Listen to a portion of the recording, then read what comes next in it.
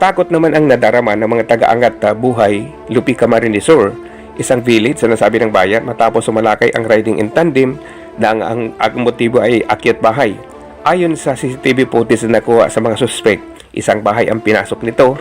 Matapos buksan ang gate at pintuan ng bahay, pumasok ang isang suspect, samantala nakaantay naman sa ibaba sa kanilang getaway motorcycle ang driver nito.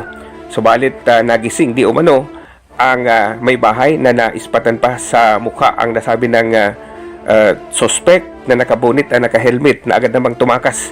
Samantala wala namang naiulat na nadala ang nasabi ng mga suspect dahil sa bigo nitong pagpasok at pag-akyat bahay sa nasabi ng bibiktima nito sa bayan ng Lupi Camarines Sur. Narito ang footage na sabi ng insidente.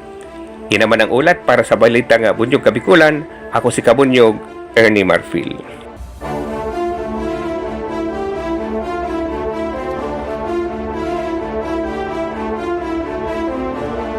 Namahagi ang DSWD Region 5 Field Office katuwang ang Disaster Response Management Division, DRMD, at sa pagkikipagtulungan naman ng lokal na pamahalaan ng Delgado Camarines Sur sa mga biktima ng uncomplex na nasabi ng bayan. Agad na hatid sa mga pamilya ang food packs at hygiene kits na nagkakahalagan ng 68,851 pesos sa mga lumikas na pamilya na umaabot ng 24 families ang sinasabing nawala ng tirahan matapos magkaroon ng uncomplex sa nasabing lugar.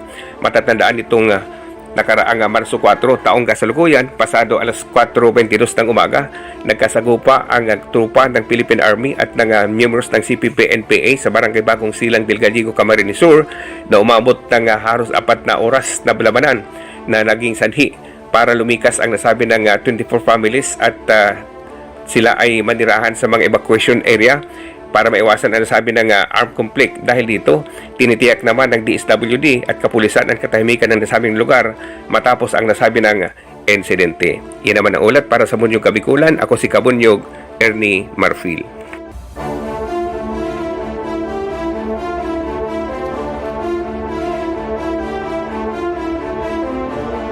Patay on the spot ang isang graduating student sa Masbate matapos itong barilin sa ulo ng riding in tandem kahapon alas 5:55 araw ng Martes 5 ng Marso 2024. Kinilalaan na biktima na si Cheryl Baruelo, 33 years old, graduating student ng computer programming sa isang universidad sa Uson, Masbate.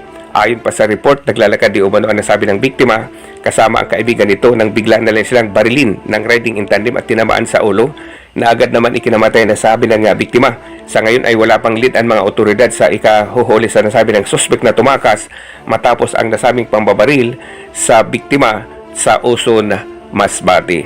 Iyan naman ang ulat para sa Bunyog Kabikulan. Ako si Kabunyog, Ernie Marfil.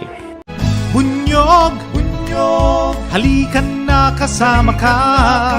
Bunyog, kapag buklod ay may pag-asa. Luzon, Visayas, Mindanao, isa ang pananaw. Sa bagong Pilipinas ang bunyog isisigaw.